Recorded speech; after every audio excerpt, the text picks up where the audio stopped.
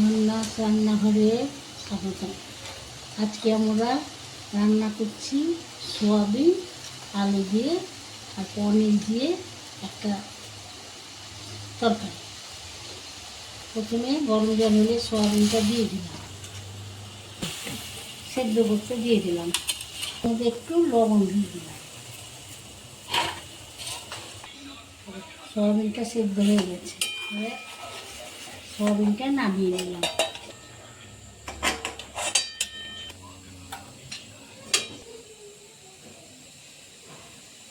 তেলটা দিয়ে দিলাম,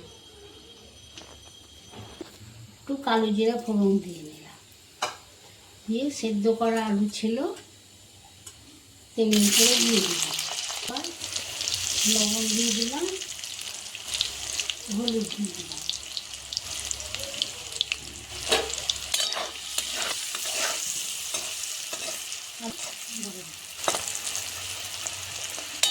আলুটা ভাজা ভাজা হয়ে গেল, আলুটা তুলে নিলাম।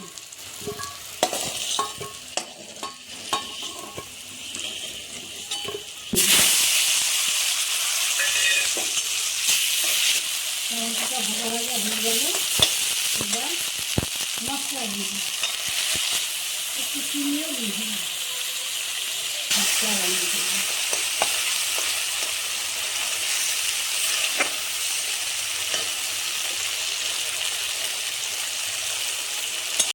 একটু হলুদও দিয়ে দিলাম, মশলাটা তেল ছেড়ে দিলাম। এবার সোয়াবিনটা দিয়ে দিলাম,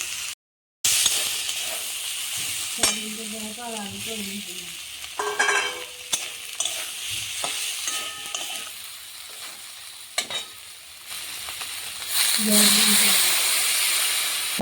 পনির কেটে রেখেছিলাম, পনিরগুলো দিয়ে দিলাম।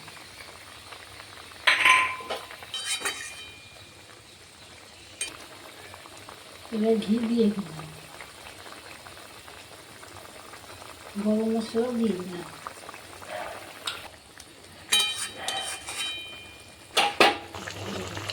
এবার আমি সোয়াবিনটা নামিয়ে নিই।